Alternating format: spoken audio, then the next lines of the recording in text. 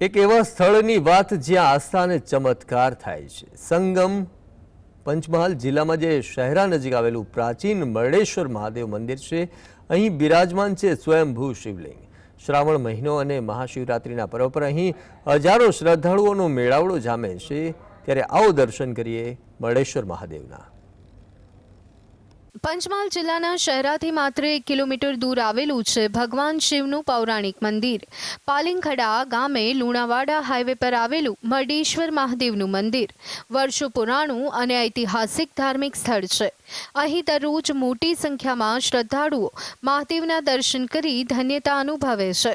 આ મંદિરનો ઉલ્લેખ પુરાણોમાં પણ જોવા મળે છે, જે તેના પ્રાચીન અને પવિત્ર ઇતિહાસની સાક્ષી પૂરે છે। આ મંદિરની ખાસ વાત એ છે કે મંદિરની અંદર જે ભગવાન શંકરનું જે શિવલિંગ છે તે સ્વયંભૂ છે, જે પૃથ્વીમાંથી આપમેળે પ્રગટેલું છે। તેથી અહીંયા આગળ ખૂબ શ્રદ્ધાળુઓ આવે છે। શ્રાવણ માસની શરૂઆત થઈ જતાં અહીંયા ખૂબ જ માત્રામાં શ્રદ્ધાળુઓ આવતા હોય છે। અવારનવાર હું પણ જ્યારે પણ અહીંયાથી પસાર થતો હોય ત્યારે અવારનવાર અહીંયા આગળ મંદિરે દર્શન કરવા આવું છું। મરડેશ્વર મહાદેવ મંદિરની સૌથી મહત્વની અને વિશેષ બાબત અહીંનું શિવલિંગ છે। આ શિવલિંગ પ્રાચીન અને સ્વયંભૂ છે। આ ભવ્ય શિવલિંગ મરડ નામના પથ્થરમાંથી પ્રગટ થયું હોવાથી આ મંદિર મરડેશ્વર તરીકે ઓળખાય છે। શ્રદ્ધાળુઓની પ્રબળ માન્યતા છે કે હજારો વર્ષ પુરાણા મંદિરમાં સ્વયં ભોળાનાથ હજરા-હજુર બિરાજમાન છે। ભાવનગરથી હું આવી છું। બહુ જ નામ સાંભળેલું આ મરડેશ્વર મહાદેવનું મંદિરનું પુરાતની અને સ્વયંભૂ મહાદેવ છે, એટલે ખૂબ જ નામ સાંભળેલું એટલે દર્શન કરવાની બહુ ઈચ્છા હતી। એટલે બધાને હું કહી શકું કે એક વખત તો વિઝિટ કરવી જ જોઈએ। લાઈફની અંદર બધી જગ્યાએ દર્શન કરો, પણ એક વખત અહીંયા શહેરામાં આવી અને મહાદેવના મંદિરના દર્શન કરવા, જે સ્વયંભૂ આટલું મોટું શિવલિંગ છે। દર શ્રાવણ મહિનામાં સોમવારે અહીંયા મેળો ભરાય છે અને બહુ અહીંયા ભાવિ ભક્તો આવે છે અને આ સ્વયંભૂ પ્રગટ થયેલું મંદિર છે અને બહુ આસ્થાથી ભક્તો અહીંયા દર્શન કરવા માટે આવે છે। લોકવાયકા અનુસાર આ શિવલિંગના ખાડામાં સ્વયંભૂ અને અવિરત ગંગાજળ વહી રહ્યું છે। આ સ્વયંભૂ શિવલિંગ અંગે એક અદ્ભુત માન્યતા પ્રચલિત છે કે પ્રતિ વર્ષ મહાશિવરાત્રિની રાત્રિએ ચોખાના દાણા જેટલું વધે છે।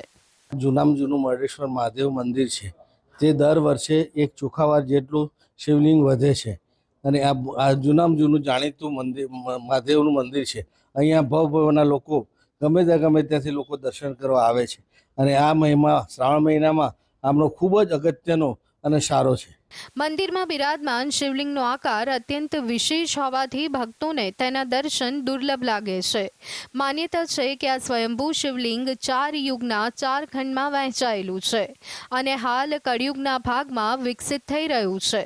એવી પણ લોકવાયકા જોડાયેલી છે કે જ્યારે શિવલિંગનો વિકાસ પૂર્ણ થઈ મંદિરની છત સુધી પહોંચશે ત્યારે પુનઃ સતયુગનો પ્રારંભ થશે। આ માન્યતાઓ મરડેશ્વર મહાદેવ મંદિરના શિવલિંગના અનરાધાર મહિમા અને આસ્થાનું પ્રતીક છે। હજારો વર્ષોથી યુગોથી આ મહાદેવ દાદા અહીંયા છે અને 4 ભાગમાં જે દેખાય છે આપણને શિવલિંગ, એમાં સતયુગ, ત્રેતા, દ્વાપર, કળિયુગ, આમ યુગના જે ક્રમ છે એ પ્રમાણે એના ભાગ અલગ અલગ જમીનમાંથી બહાર નીકળેલા છે। મરડેશ્વર મહાદેવ મંદિરે દર વર્ષે શ્રાવણ માસ દરમિયાન અને જન્માષ્ટમીના દિવસે ભવ્ય મેળો ભરાય છે। મહાશિવરાત્રિ દિવસે પણ અહીં ભવ્ય મેળાનું આયોજન થાય છે। આ મેળામાં પંચમહાલ જિલ્લા સહિત આસપાસના જિલ્લાઓ, ગુજરાત અને દેશના ખૂણે ખૂણેથી ભક્તો દર્શન કરવા માટે ઉમટી પડે છે અને શિવભક્તો દર્શન કરી ધન્યતા અનુભવે છે। બહુ ચમત્કારી મંદિર છે। હજારો લોકો મારી જેમ રોજ આવે છે ને ઘણા દૂરથી આવે છે। અમુક દિલ્હીથી આવે છે, અમુક અમદાવાદથી આવે છે। એવા ઘણા શ્રદ્ધાળુ અમારા મિત્ર બી છે, એ બી કાયમ આવે છે। બહુ ચમત્કારી મંદિર છે।